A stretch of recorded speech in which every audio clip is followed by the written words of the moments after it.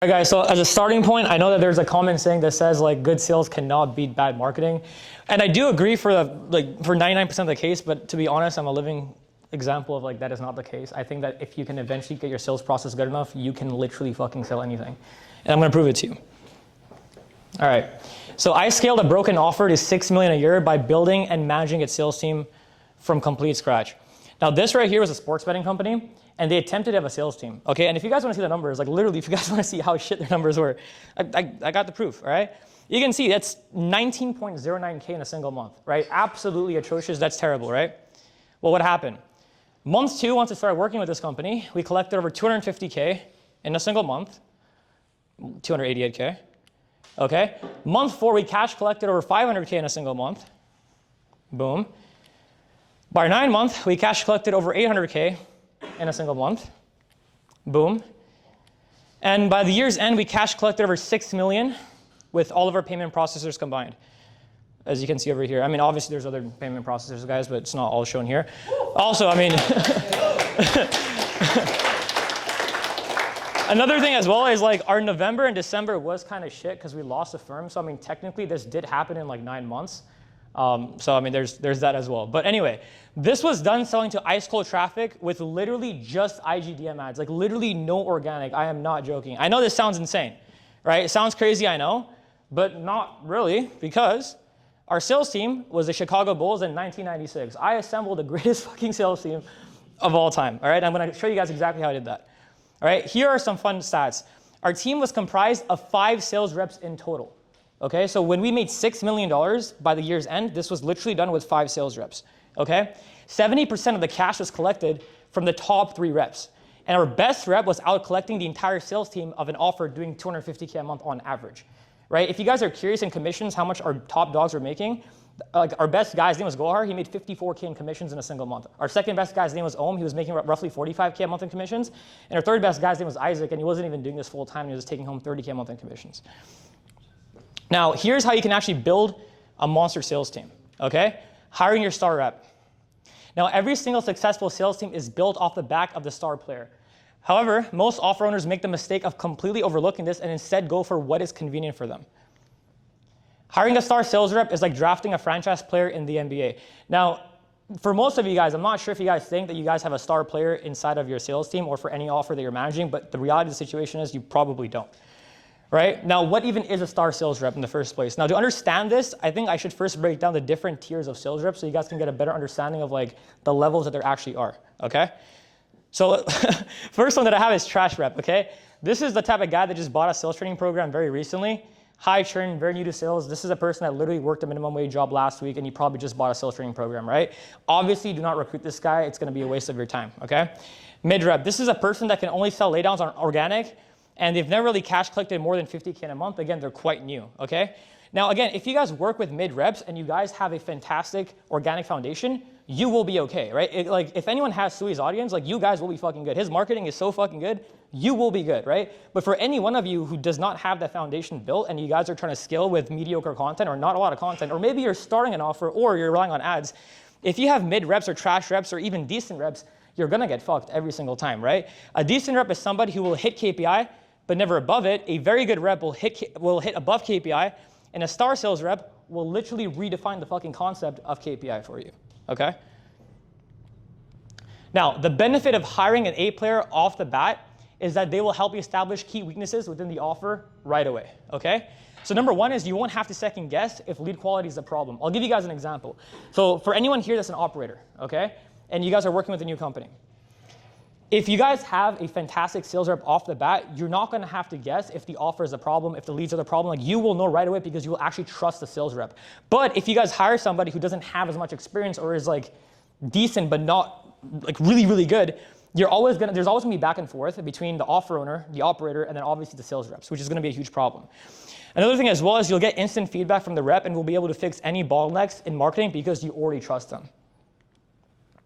Now, on the other hand, if you go for the more convenient route and hire average sales reps, you'll be spinning your tails because you won't know what the actual problem is, okay? You'll be gambling your progression at the hands of the sales rep you hire, which is crazy, especially when you're looking to establish service market fit in the beginning stages and you're trying to get to 100K a month pretty quick. And also number 3 is if you've already scaled above 250K a month and you have a team filled with average sales reps, then you probably don't give a shit about your offer. Because to me, that's honestly insane. Like for anyone that's operating an offer that has already done 250K a month, you guys should hire great sales reps off the bat, because at that point, what that should tell you is this offer is already good because our marketing is already great. Imagine what happens when you get good fucking sales reps. It becomes ridiculous. Now, as obvious as it may seem to hire a star player, there is a big catch-22, right? There is one big problem. Typically, star players only want to work in offers where they can earn 20K a month in commissions off the bat. And that makes sense, right? Because it's like if there's an offer that's doing 100K a month, maybe 50K a month, you can't really find an amazing closer off the bat, because why the fuck would you work in that company, right? Like this guy is used to making 30K a month in commissions. Even if you try to poach him, it would be hard. So what do you actually do? Let me explain that.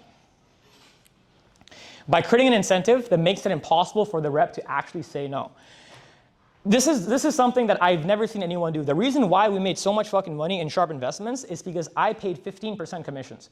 I know this sounds insane, right? A lot of people are gonna say 15% commissions, Hassan, you're ridiculous. Like, why would you ever do that? Like 10% is standard. If I did not pay 15% in commissions, I would have not been able to poach the best reps from an offer that I had already placed their sales reps into. There's a company called ECJ that was doing 1.5 million a month in revenue, and I built roughly 70 to 80% of their sales team. Once I started working with Sharp Investments, I one by one took each of the best reps that I placed and I put them into our company by paying them 15% in commissions. And do you know what happened? Ridiculous shit happened. How the hell do you guys think I was able to make 250K by second month, by 4 month, $500,000, by the 9th month, nearly $1 million in that single month? Now ask yourself this, would you rather keep 70% of 100K a month or 50% of $500,000? I think it would probably make more fucking sense to keep 50% of $500,000. And this is exactly what I told the offer owner. I still remember like it's yesterday. I'm on the call with him, and I'm like, we're gonna pay 15% to our sales reps. And he's like, no, you're an idiot. And I'm like, no, I'm not an idiot. You just probably don't like money, trust me. When we paid them 15%, this is how we were able to scale to 800K a month with literally 4 to 5 sales reps alone. All right? Another thing as well, guys, is hire slow and fire fast, okay? Be thorough in your hiring process and quick in your firing process. Make yourself a promise that you'll stick by these rules. A huge issue that I see, I've seen this so many freaking times, guys, I've done so many audits for companies, is they will always do what's convenient for them. If they know a sales rep is bad, they're still not gonna fire the sales rep. You wanna know why? Because they wanna stick it out. They believe in loyalty, right? Loyalty doesn't fucking make you money, guys. Skill set does, okay? So for me, I'll be honest, you can call me fucking ruthless. I didn't give a shit. I wanted to make money. So you know what I did? I fired a lot of people, and I kept the people that were actually performing month after month, all right? If a rep is not hitting KPI, fire them. If a rep is not a good company culture fit, fire them. If a rep is not showing their sales calls, please fire them. If a rep is creating drama or tension inside the team, fire them. This is huge, by the way. Like, just quick side note, guys. This bit me in the ass massively, all right? I had this one sales rep, not gonna say his name, all right? And this guy, like, I gave him a lot of chances, and he started talking a lot of shit, right? In private Slack meetings, and the team started underperforming. When I found out it was him, I fired him, and guess what happened? Performance went back up. So make sure, guys, that if there's anyone that's like causing any drama, fire them. If a rep is constantly making excuses, fire them. If a rep is not coachable, fire them. I think you guys get the point, all right? Anyway, your standards set the gravitational pull of the entire. If there's one thing I want you guys to take away from this, right? I think I heard Sui say that. I'm gonna steal his line, all right? All right, guys. If there's one thing I want you to take away from this, take away this quote. Your standards set the gravitational pull of the entire sales team. Whatever level you operate at becomes the baseline they rise to. A sales force is nothing more than a living extension of its leader's standards. Okay? I'm a huge fan of Suits. I don't know if you guys have seen Suits before, right? But like, Harvey says life is this. I like this. This is one thing that I told every single rep that I fucking hired on the interview, right? So for me, I have a very intense energy because I take sales very fucking serious. Like I said before, I'm not the greatest marketer. I'm the best salesperson though, all right? So I expect that out of the people that I also hire. I expect greatness. I had scaled my sales training offer to 100K a month from ice cold traffic, taking all that sales calls myself while leading this team, right? So because I was closing garbage leads every single day, I didn't hear any fucking excuses, and they knew that, right? So this is why I say, guys, always lead by example. If your sales team does not fucking respect you, they're not gonna wanna perform to the level that you want them to perform at because they're just not gonna care, right? Because they're gonna say, oh, this guy's just fucking barking orders. He's not good at what he does. But if you can back it up, or if you can hire somebody who can actually fucking back it up, then they will follow suit. I led with excellence, and as a result, expected the same out of the sales reps I was managing. Team culture of an elite sales team. All right, I want you guys to pay attention to this video. I think it's gonna scroll down a little bit. Guys, one thing that we did, right, is I try to make sure that like the culture was really, really, really fun. So one thing that I did is like I made sure that no matter who closed the deal, we were hyping the fuck out of these guys. All right, sales reps, guys. Look, guys, I was a sales rep myself. Sales reps are very insecure, okay? And they crave validation, right? They want to be told that they did a good job, okay? And so I made sure to tell the sellers that. And as you can see, we made it funny, right? You know what I mean? We sent like Steph Curry fucking memes. You know, the guy named Isaac, he was a university professor turned closer. We used to call him fucking professor. A guy named Gohar, we called him fucking, the Winter Soldier, right? Because this guy was just a fucking savage. But the point that I'm making is like we made it fun, right? Or Ohm, right? You can see over here, we send him the fucking psychopath fucking meme. But guys, we made it fun, right? And if you guys can make it fun and you guys can make it a family, great things will happen. I knew that I had built a great fucking culture when the sales reps guys were literally on the weekends, they were hopping on like just meetings by themselves because they were bored. Could you imagine that? Like if you guys can get the sales team to become that fucking close, your sales team is gonna crush. Most people hate sales. I mean, I know I did. I wasn't fucking talking to the closer that I was working with back when I was a closer, but these guys were, right? Because I built a great fucking culture. If you guys can build a great culture, great things will happen, okay? And you guys can start hitting fucking 50K days. Actually, I think it was 70K, but 20K was on PayPal.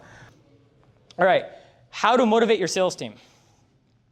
Pay bonuses to top performers. Again, for some reason, I don't know what it is, but so many people at this point are just really cheap. Guys, stop fucking being cheap. Now, I'm not saying that you have to pay 15% in commissions like I did. Actually, the next thing I'm gonna tell you, you guys are gonna think I'm crazy, but we used to actually pay the top performer an additional 2.5% on top of the 15%. So the top performer was making 17.5%. Now you're thinking, Hassan, that is so stupid. Why would you do that? But what if I told you that these guys were taking calls until 2 fucking a.m.? One of the toughest parts about growing a sales team is getting these guys to actually work on Christmas, getting these guys to work on the weekends, getting these guys to fucking work on their birthdays. I never had to do that. Do you want to know why? Because we were all fucking aligned. These guys were making so much money. I think I told you guys before, the best rep was making 50K a month in commissions, 40K a month in commissions. This is profit. Pure fucking profit. Typically ask yourself, how much does a person have to do in revenue to make 40K a month? Cash. What, like 60, 70, 80 grand? So these guys, I didn't have to tell them anything. They wanted to fucking work because they loved it, because it made them fucking rich. I wish I had the video here, but I even remember when I bought this bag grill with 2 of the top performers, they bought Rolexes too. We all bought it the same day, right? This was my 3rd one. That was their 1st one, but it was fantastic, right?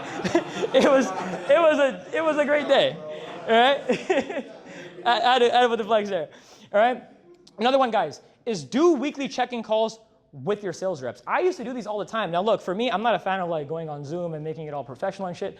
I would just fucking FaceTime them, right? Hit these guys up. I just be like, hey man, how's it going? How's your week? What's been pissing you off lately? Has the offer owner been pissing you off? I would say his first name, Cole, right? And I built a friendship with these guys. And here's the thing. If you guys are not doing weekly check-in calls with your closers, they're gonna start hating you, all right? They're gonna band together, they're gonna start talking shit, and you're just not gonna be aligned with what's actually going on. Understand, guys, that they're humans at the end of the day, and they wanna feel understood. So if you guys can talk to them, right, on a weekly basis, even if it's not the most genuine, just do it. Act like you fucking care, right? Again, we're dealing with human beings who take 8 to 9 calls a day, which isn't fun, okay? Another thing, this one's big, guys. Never publicly humiliate sales reps on meetings, okay? This one bit me in the ass, all right? Because look, there's times, guys, where like these guys are gonna be doing the dumbest things, right? And you're gonna be like what? Why would you do that? Like, why? I did this, bit me massively in the ass, right? That sales rep, or those sales reps, right, at times, their performances were just not the best. After that, they would start taking more days off, and then realized it just doesn't make sense. There's a quote, guys, I always butcher it, something along the lines of never do something publicly that you can accomplish privately. I always fuck it up, but point that I'm making is like, if you guys wanna like talk to a sales rep and they're fucking up, just do it privately, don't do it publicly. It just doesn't make sense. Because again, their ego is gonna be hurt, and again, top performers always have big fucking egos. I know I did, right? So don't humiliate them publicly, okay? Another thing is track stats that actually matter, okay? So typically the main metric that is always tracked when trying to assess the performance of a sales team is close rate or like cash collected. But check this out. I really hope you guys did not know this, otherwise I'm gonna feel kind of stupid. But anyway, a more important metric that I almost always see ignored is average cash per call. Think of it like this. Here's a quick scenario for you guys, all right? Imagine you guys have 2 closers, okay? Closer 1 cash collected 100K, and he has a 40% close rate, right? Now you're thinking, ooh, 40% close rate, that means really good, okay? But closer 2 cash collected 130K, but he has a 30% close rate. Interesting, right? Because now you're thinking, wait, fuck, closer 2 has a 30% close rate. That means closer 1 is better. But is he really? Because what actually fucking matters? Cash collected, right? So as an example, Sue, you're an offer owner, right?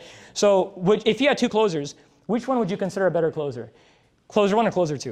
Closer 2. Why? You just collect some cash on call. There you go, right? So you guys don't want to have fucking payment plan merchants. Okay? You guys want to have people that collect the most amount of cash. And this is why it's very, very important to actually understand this and see the discernment of it, right? Especially when you have a bigger sales team. So actually track the average cash per call because it starts making a pretty big difference. Another thing as well, right? Because I can fucking go on and on, is I remember we had a closer named Isaac in this team, right? White dude, he would like always just take like, a couple of days off in the week, fucking Canada Day, always taking vacations.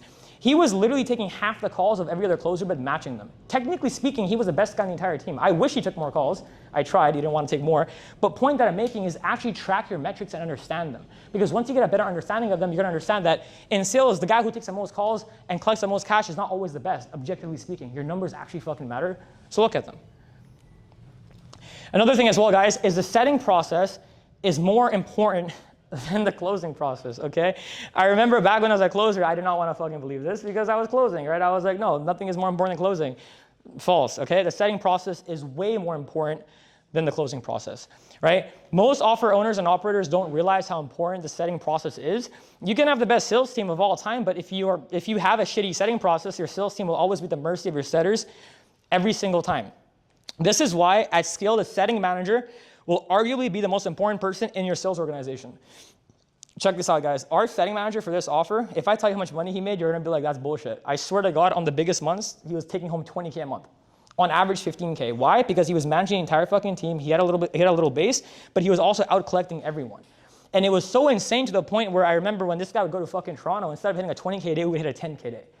Right? But I invested in him, and then eventually what I did is I got him to start training the other setters, doing fucking meetings, holding them accountable, and it made the biggest fucking difference inside of the business. It eventually got to the point where I didn't have to really do anything. As a sales manager, imagine that. I built a fucking business inside someone else's fucking business, and I didn't have to fucking do anything because I systemized it with incredible talent.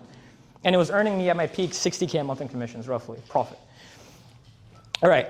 Another thing as well, guys, this is a very, very interesting concept I want to explain to you, and it's called live calls, okay?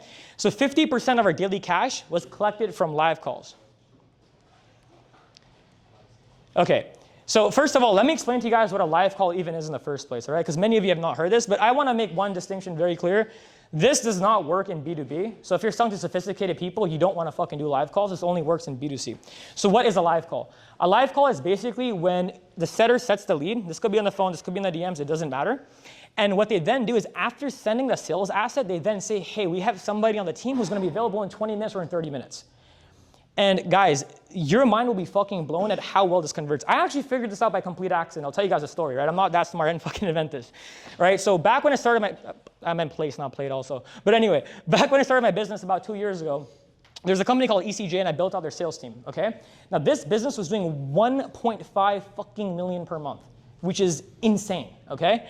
And they had a live call system. And same thing for those guys, 50% of their closes were coming from live calls. I actually thought in the beginning that this was retarded. I was like, how does that make any sense? Like, why would a person buy right away? If anything, the closer probably has less of a chance to, right? Because it's like so randomized. But no, what actually ends up happening is the lead has a higher likelihood of buying, and I'll explain to you guys why over here. So why do live calls work so well? So live calls work extremely well in B2C because of the emotional effect they create on the buyer. We start with an in-depth personalized conversation that builds an emotional high right away. Once the prospect is in the emotional state, getting them to hop on a call with the sales rep becomes effortless. And once they actually watch the VSL or any sort of like nurturing content you guys have on YouTube, again, they're gonna be in that motivated state. Here's the thing, guys. When it comes to BizOp people, right? Why are they poor? Why are they broke? Because they're fucking lazy, right? They keep standing in their own way. It's like the guy who just can't fucking work out. It's like he'll watch a motivational video and he's like, oh, I'm gonna go to the gym, and then he just doesn't go to the gym.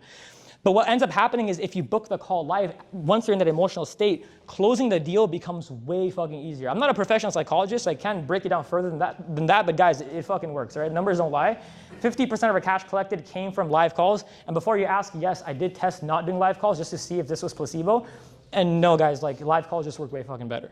So if anyone here works with BizOp, like any client that sells BizOp, fucking do live calls. You're gonna make a shit ton of money. It's pretty ridiculous. Ooh, one more thing. When you zoom out, it also becomes a 100% show rate. Think about it. when you guys are booking leads the next day or the day after, right? Obviously not everyone's gonna fucking show up, but imagine this, the people that are booking in that same date, they're gonna show up. When they agree to a show up call, they're gonna fucking show up. It's like a 99% show rate.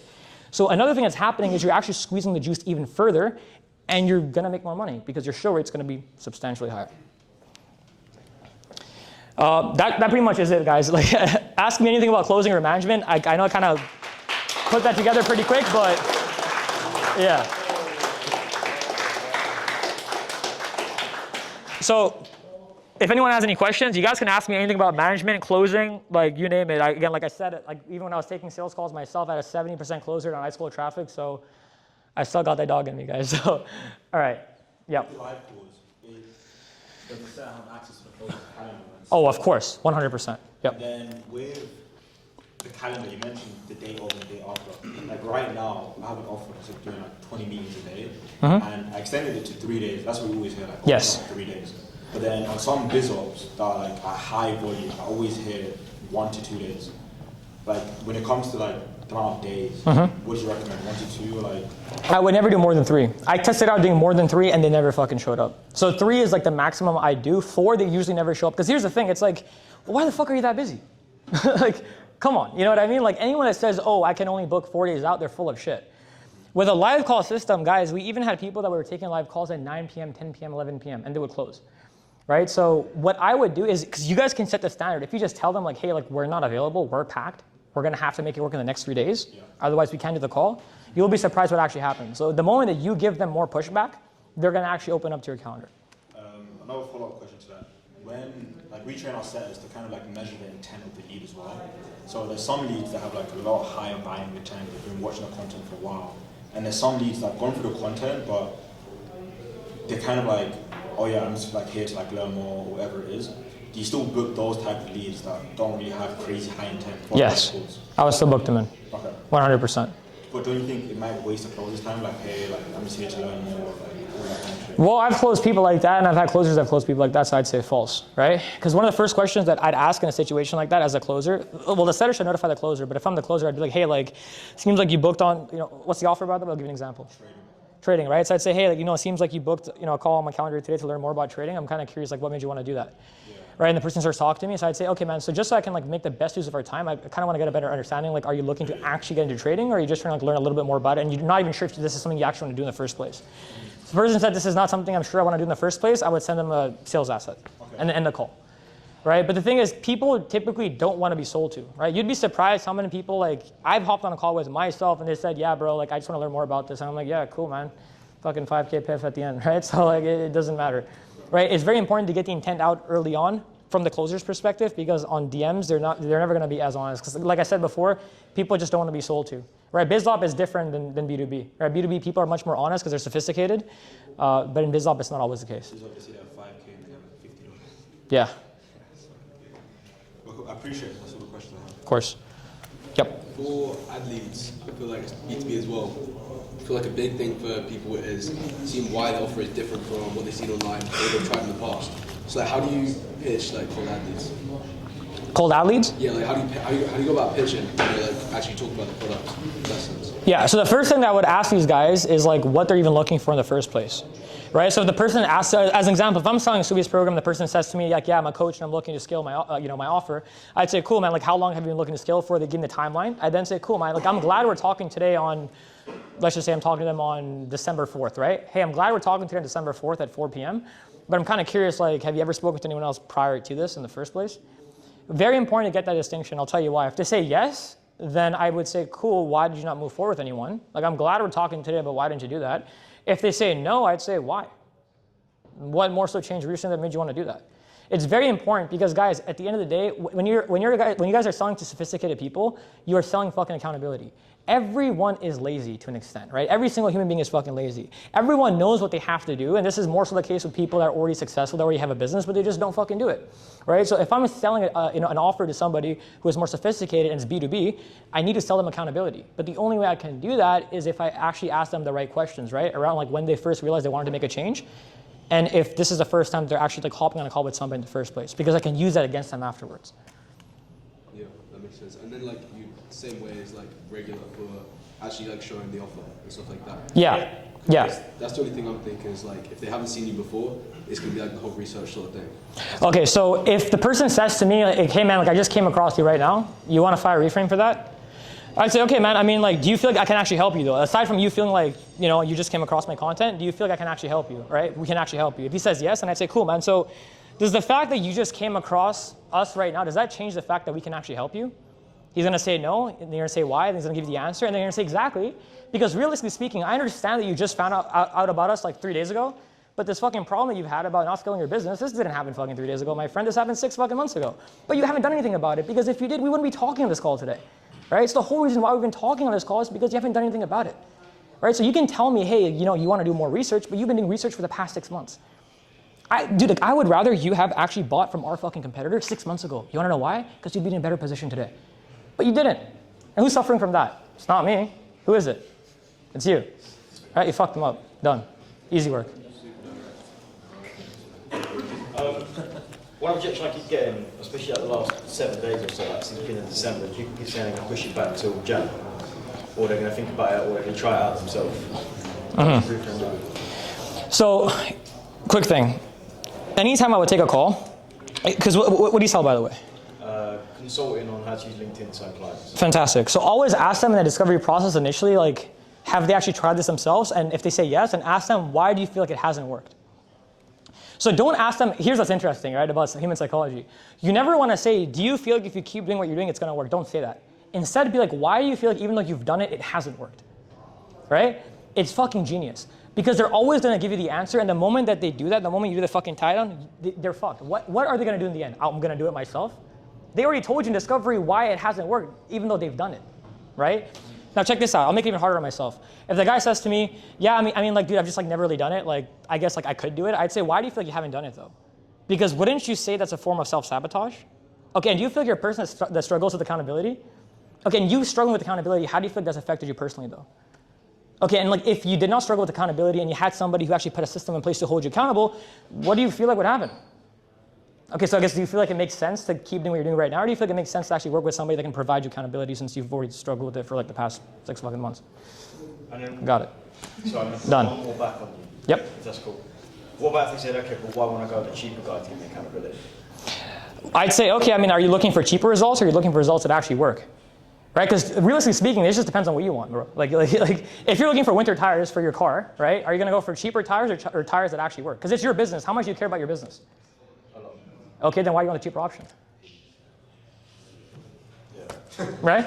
That's it. I would literally make that face too, bro. Like, I'm serious. Because here's the thing, right? Prospects are not retarded, okay? They're the only people that are standing in their own way and they don't realize it because it's fear masking their rationale, right? And we've all been there before, right? So anytime you hear something like that, don't accept it as a default answer. Just be like, this person's ridiculous. Do you know why my close rate is so high? In my mind, I frame it as, if this person doesn't buy from me, they're fucking retarded. I swear to God. That's how I look at it, right? And because that's how I look at it, my close rate is really high. Of course, I'm good at what I also do, but just do that. Every time you're selling your service, you're having a sales call with a person, think to yourself, this person is standing in their own fucking way, and my job is to get them out of their own way, right? Me not having made content for my fucking business like Suya told me, who was standing in my way? It's fucking me. It wasn't anyone else. You know what I mean? I wish I had somebody that called me out last year and fucking sold me. I wish I talked to a really good closer who sold me. That would have been great. I would have made way more fucking money. But anyway, you get the point. Yeah, cool. I appreciate it. Yes. How would you handle the objection if someone's been like burned before or scammed, or there's like not a lot of trust in the industry and that kind of Okay. thing? Yep. So super quick, a way to understand if the person has like even been scammed before is you just ask them in the discovery process if you worked with anybody before, and if they tell you they've been scammed in discovery. So there's 2 ways of doing it. The first thing that I like to always say is I'm always like, look, man, like, you know, I'm sorry you had a bad experience. I'm kind of curious though, because like I feel like most people that have had a bad experience before, they'd probably just not want to work with somebody else again. Like I kind of get it because it kind of sucks. I guess like why are you still like booking calls with people and looking to get some help if you've already been scammed? Because it sucks, right? All right, so then they're gonna talk themselves out of it. Now, if they hit you with that out of fucking nowhere, then just be like, look, man, I understand you've been scammed, that sucks, but like, do you have a girlfriend? And the guy's like, yes. Then be like, okay, did you have an ex before? And the guy's gonna be like, yes.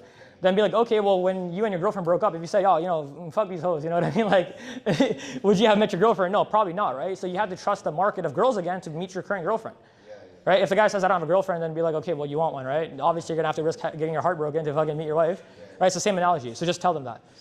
There you go, for sure. Yes. So, you know the first one about how you had a client? Yeah. At 19K. A bit louder, please, bro. I'm fucking deaf. So, you know how the initial client? Yeah. Right? Yeah. 19K to 250K. Yep. In like 1 month. 2 months. 2 months, okay, cool. What was the biggest lever you pulled within those 2 months? Bro, with this guy, I had to fucking rebuild everything. So literally the entire closing process had to be rebuilt. The entire setting process had to be rebuilt. Now, if you want me to go like a bit nerdier and a bit deeper into it, so we were selling to people that were addicted to sports betting, okay? So I realized very quickly that the NEPQ sales process is very typical, will not work. Why? Because there's a lot of shame behind what they do. So I then realized the pitch was much more important because these people were buying as long as they felt like they had an advantage with the person they'd actually buy from because they had a history of consistently buying from other people that sold sports picks. So that's mainly what we focused on. Number two is the setting process was very direct and very quick because I realized that number one is if we asked them too many questions, they would just drop off immediately. Number two is I realized they were fucking princesses, and if we took too long to respond, they would also drop off. So I had to constantly refine the setting process and the closing process early on to understand what was actually going on. And I think that's very, very important because every offer is different, right? I was actually talking about this with Fred and Uday, right? And I was telling them, look, with you guys, your offer, you're still selling fucking accountability, right? It doesn't, because they sell internships, right? They're working, actually, Uday, can you explain the offer? It's a very, very, very interesting fucking offer. Yeah, so the investment banking creator helps students break into investment banking. Yeah. So a lot of students also natural moves when people graduate. Yeah. And so an issue with their sales process is it was too professional. And I couldn't blame them because they felt like, hey, it's supposed to be professional because these are people that want to break into investment banking. But then I told these guys after doing an audit, I was like, it doesn't fucking matter because ultimately speaking, what do they want? They want a fucking internship. Why do they want a fucking internship? It's important to get them to articulate that to us in the sales process and treat it like any other sales process. Because at the end of the day, they really want that fucking internship, right? So it doesn't make sense to make it overly professional and ask 21 questions. We should still follow a regular sales process with that and tie it in there. So I think it's very, very important to test out different sales processes early on to see what actually clicks and what doesn't, and not be too hell-bent on just using one. And then what's the most amount of sales reps you manage? At one point in time? Yeah. On this offer, it was 6, but we made majority of our money with 5. 6? Yeah. Okay, so because I manage I'll say 50. Yeah. How do you stay on top of everyone? I know you said you do weekly calls. Yes. We do daily calls. So first thing I'm going to do is I'm going to challenge you on that. Do you have 15 reps on one offer? 50. Across 4 or 5 offers. Okay, across 4 or 5 offers. So the first thing that I would do is I would have at least 15-minute touch points with these guys. At least once a week. And I know it sounds like a lot, but in the beginning, I would do that myself. And if you can hire somebody, it just depends on where you're at with the business, right? If you can hire somebody else to do that for you, then do that yourself or hire somebody to do it. But it's very, very important to have the touch points regardless. Because the thing is, it's something that just needs to be fucking done. Either you do it or you hire somebody else to do it, but it has to happen. These sales reps have to be talked to. If they're not talked to, then you're never going to know what's going on. Because the worst thing possible, bro, is when a guy just fucking quits. And he gives no explanation. And that's happened, bro. I had a guy with a packed calendar and he's like, I quit. I was like, fuck. For fuck's sake, bro. Who's gonna take these fucking calls, bro? You know what I mean? It was not fun, right? I had to take them actually at one point. But point that I'm making is if you actually converse with these guys on a continual basis and you understand where they're coming from, what's actually going on in their mind, you're never gonna get caught off guard and you're gonna be able to improve the offer as well. I guess it's from a point of view of say if you have 15 closers, yes. Taking calls every day. Obviously but one touch point per week with each closer. It's not every single day you have to talk to them, right? It's just a 15-minute one-on-one with each guy. But I feel a big way to understand what's going on with the calls is watching them and being able to speak to them on every single call. Right? Yes. If you've got 15 guys and they're taking 6 or 7 calls, that's almost impossible. Yes. Obviously, I know it's been 6, but is there any way you go about that? Or is there any specific way you go about that? Well, when it comes to getting feedback, end-of-day reports are obviously a must, right? You want to make sure you're getting end-of-day reports done. Now, one thing that I actually figured out is a way to do, to get better information on end-of-day reports is to get these guys to send voice notes instead. But the thing is, there's a trade-off, right? Because it's going to take more time for you to obviously listen to the fucking voice note. But the benefit of that is they're going to be able to go into more detail. Because closers hate doing end-of-day reports because it takes forever to do them, right? And it's very fucking tedious. And so they're never going to always give you all the information that you want. They're going to write as little as possible to get the report over with. So if you want more detail, just ask them to send you a voice note. Obviously, it takes a little bit longer to go through the voice note, but you can just listen to it on 2 times speed. You'll get way more information. Is the voice note to go over how many calls you had with the... Yes. So get them to still answer those questions, but in the voice note, tell them hey, go into detail over how the call was. Okay. Because on the EOD report, bro, you've seen it, bro. They fucking get lazy, bro. They just fucking write one sentence, right? They're oh yeah, not bad. Oh yeah, lead was I. You know what I mean? So, yeah. Yeah, what do you think is the most effective bonus structure for a stingy offer? I would say, bro, at least 2.5%, bro. Like, you gotta give at least a 2.5%, because you guys are paying what, 10%? Yeah. At least give a 2.5%, bro. On the top closer. Yes, top closer. But here's the thing. Now you're thinking stingy offer, blah, blah, blah. Check this out. Only give the bonus if the numbers make sense, right? So set the KPI at a point where you're never paying that out of pocket. You're only paying that with the initial profits made for you guys, right? So that way you're paying from that piece of the pie. You're not paying it from out of your fucking pocket. So they're only getting the performance if they make a certain amount, which will in turn make you guys a specific amount. And obviously you're still gonna be more profitable, like regardless, even if you pay them the bonus, right? So just think of it from that perspective. So, a bit more of a question, but in terms of you simply becoming a better closer, increasing your closure, what objections that you have to handle with yourself? Can you come a bit closer, please, bro? I legit can't hear you. I'm sorry, man. Should I talk a bit louder? Yeah, louder, please. Yeah. Yeah. My question is to you, for you to become a better closer, what objections that you have to handle with yourself, and what beliefs that you have to shift to really put yourself in the frame of really someone that's okay to become a cleaner? Okay, so the first thing is, like, I remember anytime I would get like certain objections, in my mind I would always say, I had this tendency to be like fair enough, because I actually came from a B2B background. So as an example, if a person told me like, hey, like back in the day when I was getting started, if a person said like, hey, I want to do this, but like I'm going on vacation and I'll literally do it next week, my brain was like, fair enough. Or if a person's like, oh, like so-and-so died in my family, but I'm going to do this, my brain was like, fair enough. But then it got to the point where I was like, well, why the fuck does that matter, right? So like now if a person tells me like, I want to do this, but I'm going on vacation, I'd say, cool. Well, if you weren't going on vacation, would you do this? Yes, I would. Why would you do this? They tell me. I then say, okay. So realistically speaking, like, why can you not take out 10 minutes to actually do this right now? And the reason why I say that, by the way, is I say that because I fucking care about you, because you haven't done this for the past 3 months, 6 months, right? So I don't want you to be the type of guy that lets, vacation get in the way of him actually committing, because that's all I give a fuck about, right? So why don't you take 10 minutes out of your time today to prove not to me, but to yourself that you're actually committed, so you can actually make a change? Because the only reason why you're not where you want to be is because you haven't been committed, right? So a lot of gaslighting, bro, to be honest. Like, it's just facts, though, right? Because like, when I realized that the reason why people are not in the position that they want to be in is because they're standing in their own way, and then I realized that was the case for me too in my life. Like, I've made a lot of fucking money, but anytime I've not hit goals that I've wanted, it's because I was standing in my own way, right? When I was working like 12 hours a day and I wasn't working out, I lost 30 pounds, that was my fucking fault. I could have said, oh, I'm too busy, that's bullshit. I could have fucking worked out, I just didn't want to do it. Who was standing in my way? No one but myself, right?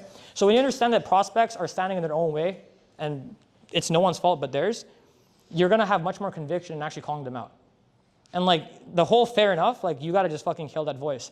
Because the reason why your brain says fair enough is because it makes it more comfortable for you. Because obviously handling fucking objections is pretty fucking uncomfortable, right? But if you can get really good at it and be like, nah, this person's full of shit, like I'm gonna have fun with this, like you're gonna get much better, right? And turn it into like a game, like that's what I do. Like in my brain, anytime I'm taking a sales call, I'm solving a fucking puzzle, right? It's a very autistic view of looking at it, but like it just works for me. I'm like, this guy's lying, and I'm gonna prove it. A really fun call that you guys can watch on my channel is a call I took a year and a half ago. This one dude, he kept saying I'm going blank. Like, I shit you not. And in my mind, I'm like, yo, what is going on? Like, this is just crazy. I've never dealt with this in my life. Like, why does he keep saying I'm going blank, right? And then I treated it like a video game, and he just bought it in the end. He asked me for a refund the next day. I said, nope, you ain't getting shit. Yeah. When you said he's going blank, what does that mean he's going blank? Oh, he just said, he's like, so I go and I'm like, what's kind of like standing in the way of you making a decision? He's like, I don't know. I'm like, what do you mean you don't know? He's like, oh, I'm going blank on that. And then I was like, what? He's like, yeah, I'm going blank on that too. And I'm like, yo, fuck this guy. If it's the last thing I do, I'm gonna make him pay. And I mean, he did, so it's pretty sweet. I have two questions. So Yeah. the first thing, you mentioned to be thorough in your hiring process. How does your hiring process look like? Okay. So we were talking a little bit about that actually yesterday at dinner, right?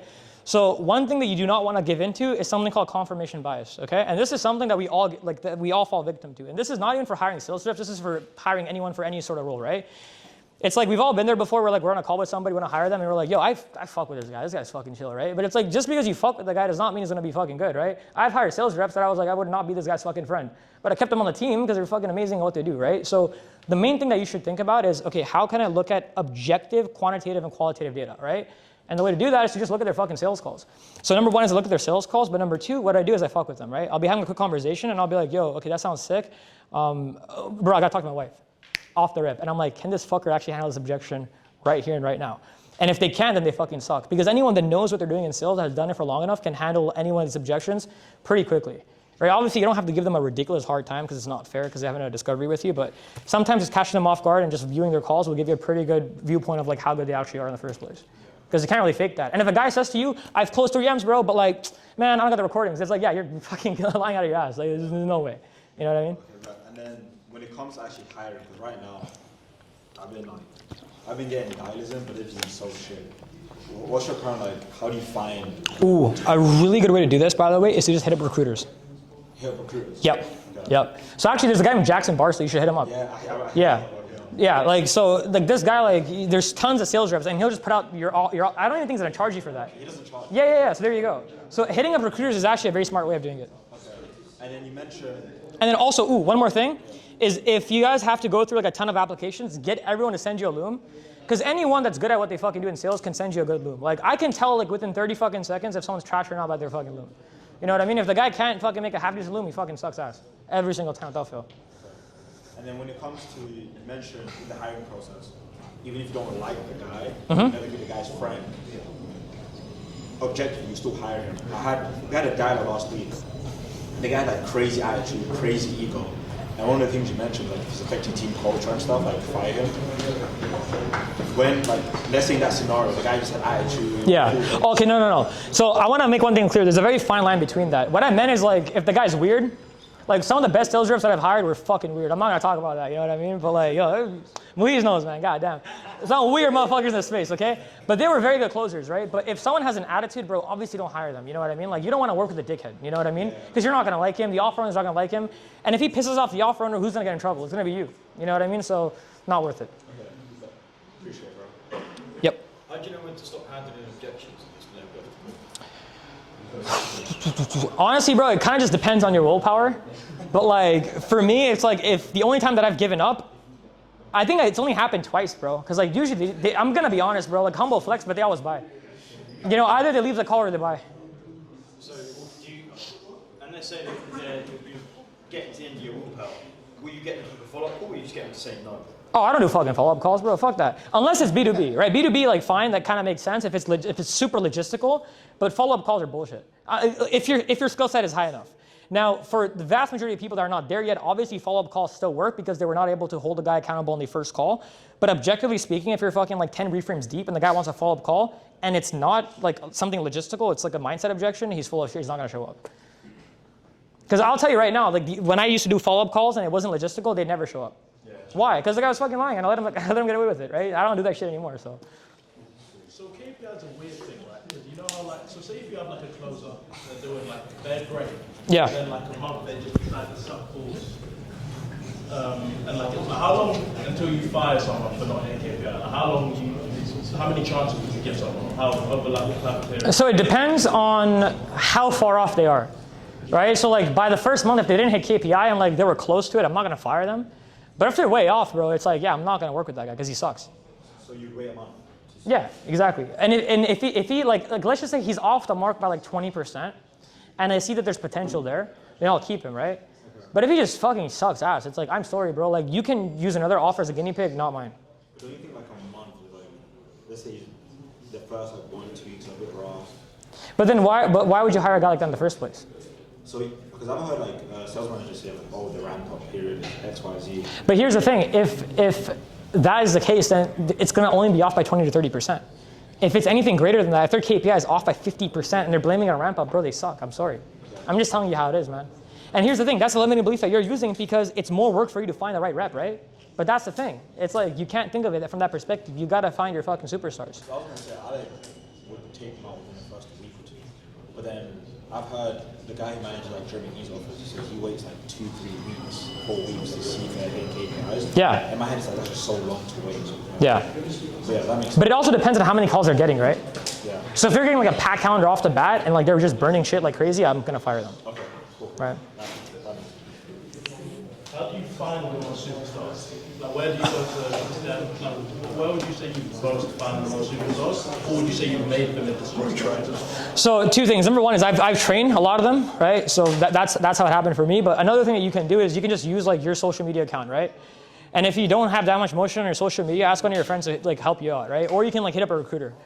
But it's gonna be strenuous, but like that's just the way to do it. Like a superstar, and it's easy to spot them from a distance because they're gonna have already cash collected at least over $1 million, right? Now, obviously, there's people out there that like have not cash collected $1 million, but they're fucking savages. You know what I mean? That was me when I had cash collected $500,000. There's other people like that too, right?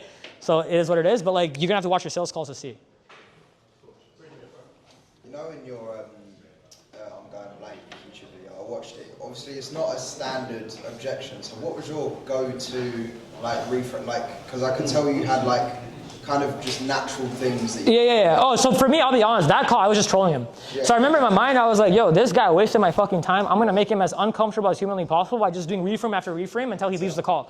And he actually bought. And I was like, what the fuck? Yeah, so I did not think he was gonna buy, to be honest with you. Yeah. In fact, the hardest calls I've taken in my life, I did not think I was gonna close them.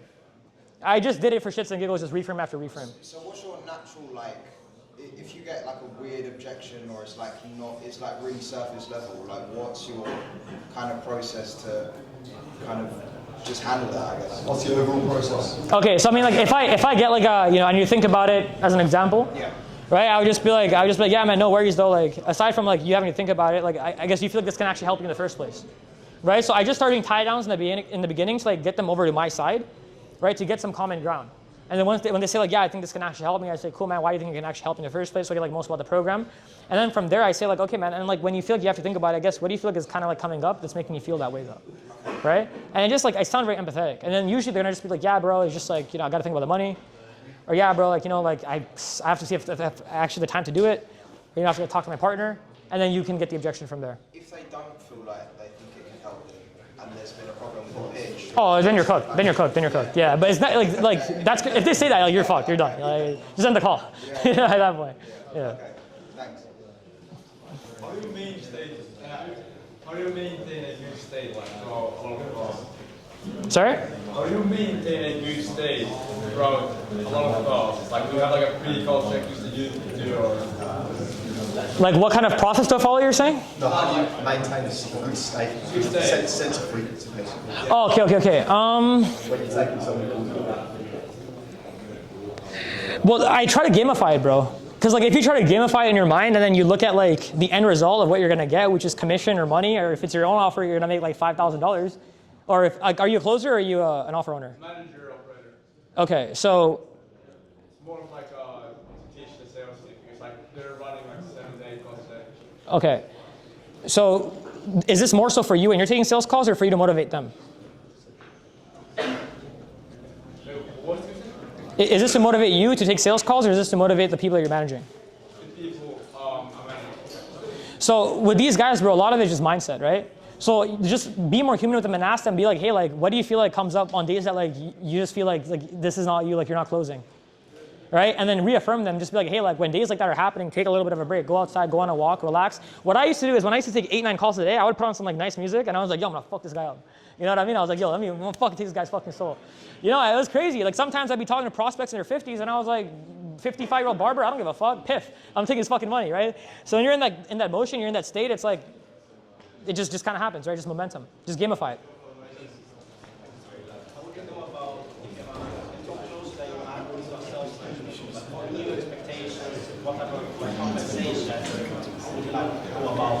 Yeah, so 10% is industry like standard. I just paid 15% because it was just a gut feeling it was gonna work. Yeah. 2.5%, yeah. As long as they hit the incentive. So in the beginning, what I would do is like, I would see what's reasonable, right? So see what kind of capacity they're at, see how many calls can this person realistically take more of, and then see like what's a realistic improvement plan for them, right? And then once you come up with the numbers, then make it, again, like I said, make it realistic and tell them, hey, if you hit XYZ number, you're gonna get an extra 2.5% commission.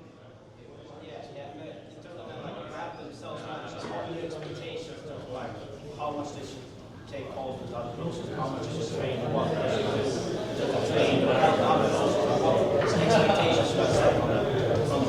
So this depends on like what state is the offer currently at? Like how much cash has the offer collected already, would you say? 40K a month. How many calls are you guys booking in? 8 a day? I mean, ask yourself what a 25% close rate minimum would look like for that. And then ask them to maintain that. but then also audit the calls and see what's realistic. Because it's harder for me to answer this question without looking at it, looking at the data first, because I have to actually come in and like see that. But actually, like a way to end this off, guys, is like the first 10 people that message me audit on my IG, which is Go to Sales, I'll give you guys a free 15-minute audit on your sales process. So, yeah. Huh? Yeah. So it's Goat of Sales. Goat of Sales. I would write it here, but I forgot. But yeah, first 10 people, I'm giving you guys a free audit for 15 minutes on your sales process. Last question, guys. I'm getting fucking tired. Please. Yeah. What's like when you were talking earlier about how you've got a big priority on your sales guys on how much cash they're collecting on a call? Do you have a KPI, like a target of like this is the minimum cash collected that you need to do by the end of the month in terms of a percentage? So like what that you're saying, like what the percentage would be specifically? Yeah, I mean obviously 100% cash collected would be just pay for solar arms, and then 50% Yeah. our payments. Like, is there like a So what I would always do is I would always make the KPI super realistic, something they can always hit, but I would make the incentive something that was actually fucking hard, right? So that way, like if they hit the incentive, they would get the bonus. So they were always hitting KPI because the milestone in their brain wasn't, oh, I gotta fucking hit KPI. It was like, oh, holy shit, if I hit this number, I'm gonna get a fucking bonus. But what would be minimum standard in terms of a percentage of cash collected? I would say anything above 10% KPI, 15% KPI, and just keep increasing it slowly to see like what's realistic, right? But don't make it too crazy in the beginning. Play around with it a little bit, see what's realistic, and then just start increasing it slowly from there. Cool. Thank you, man. Of course. Big it up for Hassan.